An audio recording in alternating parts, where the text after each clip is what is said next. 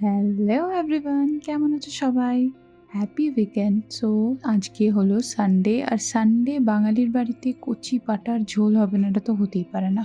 But একঘেয়ে mutton রান্না থেকে যদি একটু অন্যরকম কিছু করতে চাও তাহলে কিন্তু এই রেসিপিটা পুরো দেখো, মানে এই ভিডিওটা পুরো পজ না করে দেখো, স্কিপ না করে দেখো, কেমন? তো আজ আমি বানাচ্ছি রাজস্থানি স্টাইলে মাটন। তো সবার ফার্স্টে আমি এখানে নিয়ে নিয়েছি ১ কিলো মতো মাটন। তো আমি মাটনটাকে কিন্তু বাজার থেকে দেখো মিডিয়ামের থেকেও একটু ছোট, ছোট সাইজে কেটে নিয়েছি। একদম বড়, বড় সাইজে কিন্তু মাটনটা কাটলে চলবে না। একদম এরকম ছোট, ছোট পিস করে মাটনটা কেটে নিয়ে আসতে হবে। তো কেটে আমি কিন্তু ভালো করে সুন্দর করে ধুয়ে নিয়েছি, পরিষ্কার করে নিয়েছি। এবার কয়েকটা আমি মসলা নিয়ে নিয়েছি, সেগুলো বলে দিচ্ছি। তো এখানে নিয়ে নিয়েছি পেঁয়াজ, এখানে নিয়ে নিয়েছি কয়েকটা শুকনো লঙ্কা, যে যেরকম ঝাল খাও সেই অনুযায়ী শুকনো লঙ্কা ব্যবহার করো। এখানে আমি নিয়ে নিয়েছি রসুন, এখানে আদা, এতটা আদা মোটেও দেবো না আমি, এখান থেকে দেখিয়ে দেবো কতটা নিচ্ছি। আচ্ছা, রসুন কিন্তু গোটা একটা দিতে হবে, বড় সাইজের একটা গোটা রসুন আমি দিয়েছি। আর এখানে নিয়ে নিয়েছি গোটা গরম মশলা, নিয়েছি দারচিনি, লবঙ্গ, এলাচ। এখানে নিয়ে নিয়েছি আজকের মেন ইনগ্রিডিয়েন্টস, যেটা হলো সাদা তিল আর পোস্ত। আর আমি আজকে কোনো রকম দই ইউজ করছি না।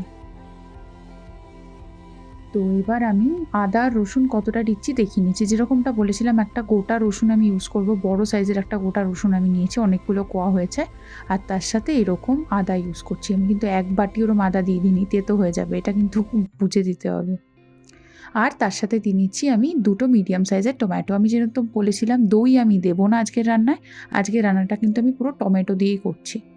তো এটাকে খুব ভালো করে পেস্ট করে নেব।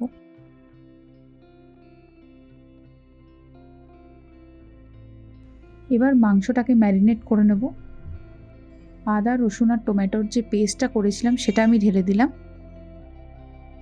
আচ্ছা, এখানে আরেকটা পেস্ট করে রেখেছি, এখানে দিয়েছি সাদা তিল, পোস্ত, আর রয়েছে এখানে শুকনো লঙ্কা।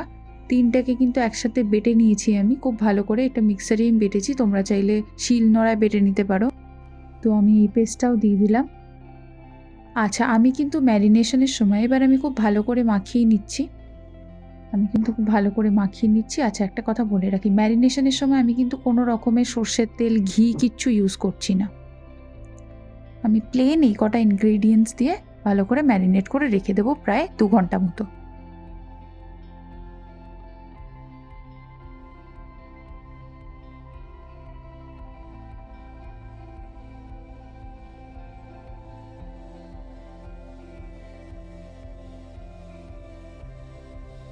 এবার কড়াইয়ে ঢেলে নিচ্ছি আমি পরিমাণ মতো সর্ষের তেল। এখানে আমি কয়েকটা বড় সাইজের আলু ডুমো ডুমো করে কেটে নিয়েছি, যেরকম মাটনের আলু আমরা ব্যবহার করি ঠিক সেরকম। তোমরা চাইলে আলুটা স্কিপ করতে পারো, বাট মাটনের ঝোলের সাথে আলু না হলে ঠিক মানে বাঙালির দুপুরের লাঞ্চ ঠিক মানায় না। তো আমি আলুগুলো কেটে কোনো নুন হলুদ কিচ্ছু মাখাইনি, সিম্পল সর্ষের তেলে ভেজে নেবো আলুগুলো লাল লাল করে।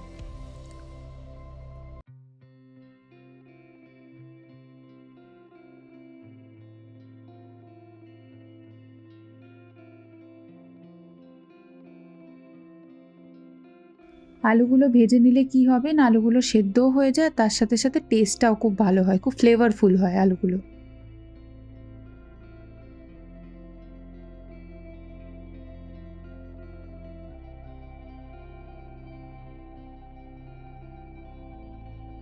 তো আমার লাল লাল করে আলু ভাজা একদম কমপ্লিট, আমি আলুগুলোকে তুলে নিচ্ছি। এই পর্যায়ে তেলটা যখন মিডিয়াম গরম থাকবে আমি দিয়ে নিচ্ছি দুটো তেজপাতা, তারপর আমি দিয়ে দেবো কিন্তু পেঁয়াজ কুচিটা। এইবার আর কি সবথেকে বোরিং কাজটা যেটা করতে হয় আমাদেরকে, পেঁয়াজটা যতক্ষণ না লাল লাল হয়ে আসছে ততক্ষণ ভেজেই নিতে হবে, ভেজেই যেতে হবে। এটা কিছু করার নেই, এটা খুব বোরিং হলেও এটা করতেই হবে, নাহলে রান্নার স্বাদটা ভালো হয় না, এই আর কি।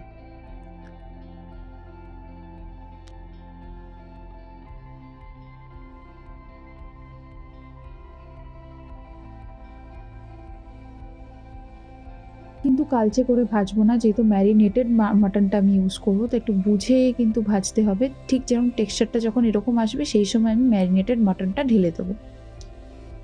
কারণ আমি কিন্তু ম্যারিনেশনের সময় দেখিয়ে দিয়েছিলাম, সমস্ত মশলা কিন্তু আমি মাংসের সাথেই মাখিয়ে নিয়েছি, যাতে মাংসের মধ্যে পুরো মশলাটা ঢুকে যায় আর মাংসটা ফ্লেভারফুল হয়। এইবার ব্যাস ভালো করে কষিয়ে যেতে হবে যতক্ষণ না এই মাংসের যে জলটা বেরোবে সেটা যতক্ষণ মরে যাচ্ছে ততক্ষণ কিন্তু কষিয়ে যেতে হবে। জলটা যখন টেনে যাবে তখন আমি দেখাচ্ছি কী আমি ইউজ করব।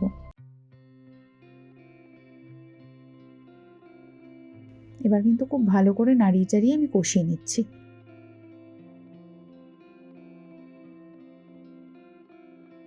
এবার দিয়ে নিতে হবে কিছু গুঁড়ো মশলা, যেরকম আমি এখানে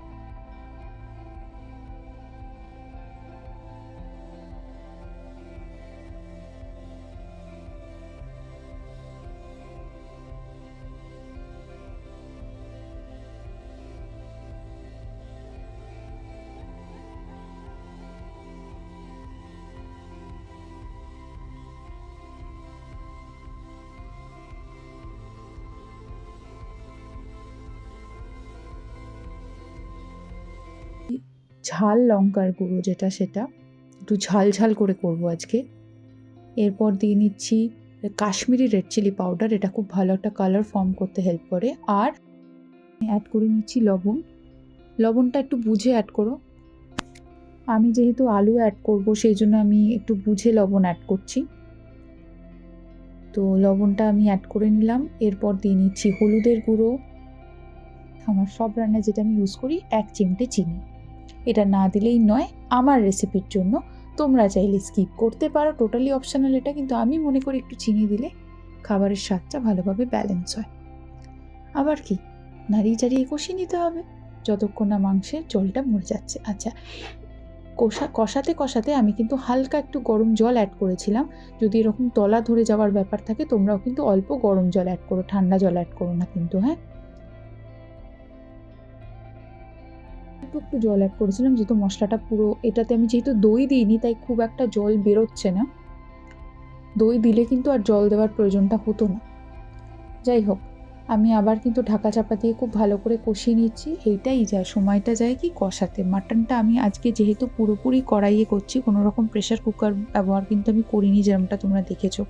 অনেকে কি করে মাটনটাকে সেদ্ধ করে নেয়, স্টকটা রেখে দেয়, তারপর স্টকটা পরে ইউজ করে। আজকে একদম ডিফারেন্ট ওয়েতে দেখাচ্ছি। আর আজকে কোনো রকম প্রেশার কুকারে দেখাবো না। আমার আগের ভিডিওগুলোতে তোমরা দেখতে পারবে যে আমি কিন্তু মাটনটা কষিয়ে নিয়ে প্রেশার কুকারে দিয়ে সিটি দিয়ে নিয়েছি, সেটা একটা অন্যরকম রেসিপি। আজকের রেসিপিটা একটু অন্যরকম। তো আজকের পুরো রান্নাটাই কিন্তু আমি কড়াইতেই করব। তাই একটু সময় হাতে নিয়ে একটু পেশেন্স নিয়ে রান্নাটা করতে হবে, হতে চলে কিন্তু একদম চলবে না।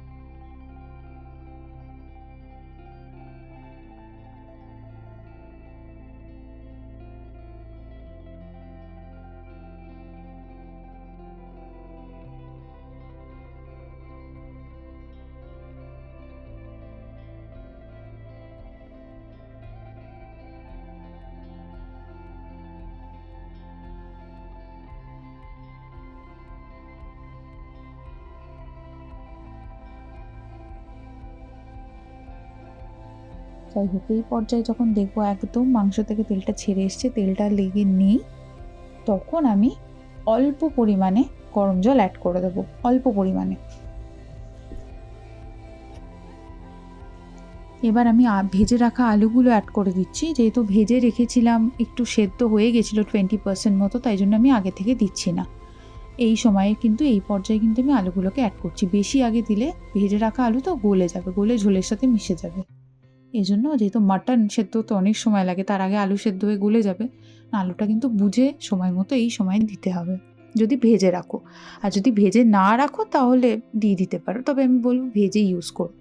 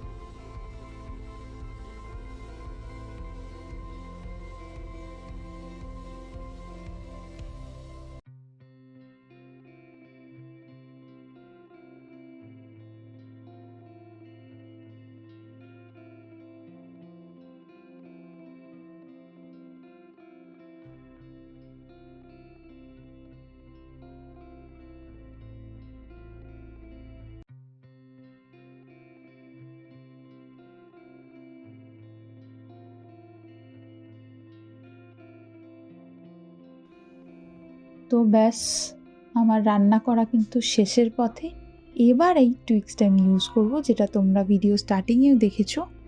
কিন্তু আমার একটা ভুল হয়েছিল আজকে, এই ভুলটা তোমরা করো না। যেটা আমি হাতাতে করেছি, তোমরা কিন্তু হাতাতে করো না, তোমরা ছোটোখাটো কোনো ফ্রাইং প্যান ইউজ করে নিও। তো আমি এটা যেটা করব, আমি হাতাতে পরিমাণ মতো ঘি ঢেলে নিচ্ছি। ঘিটা একটু বেশি করে দিচ্ছি, তোমরা চাইলে আরও বেশি দিতে পারো, আর তোমরা চাইলে পুরো রান্নাটাও কিন্তু ঘিয়ে করতে পারো। তো ঘিটা যখন দেখবো গরম হয়ে গেছে, এবার ঘিয়ে দিয়ে নিলাম আমি একটা গোটা কাঁচা লঙ্কা। যেহেতু শুকনো লঙ্কার গুঁড়ো ইউজ করেছি, তাই আর চিড়ে দিলাম না এটা। এবার যখন দেখবো ঘিটা এরকম ফুটছে, তখন আমি গরম মশলা, যেটা গোটা গরম মশলা, সেটা আমি থেতো করে রেখেছিলাম, সেই পেস্টটা এর মধ্যে দিয়ে নেবো। দিয়ে কিন্তু এরকম আগুন জ্বলে উঠতে পারে, তাই বি কেয়ারফুল এটা করার সময়, খুব সাবধানে করতে হবে কিন্তু। করে আমি এটা মাংসের উপর ঢেলে দিলাম, ব্যাস। দিয়ে আমি একটু নাড়িয়ে কিন্তু ঢাকা চাপা দিয়ে রেখে দেবো একদম। আর কিন্তু কিচ্ছু অ্যাড করা যাবে না এটাতে, ব্যাস। রান্না কিন্তু একদম তৈরি, খাওয়ার সময় সার্ভ করব। সো এই হচ্ছে কালারটা রাজস্থানি মাটন। তো এই হচ্ছে কালারটা রাজস্থানি মাটন।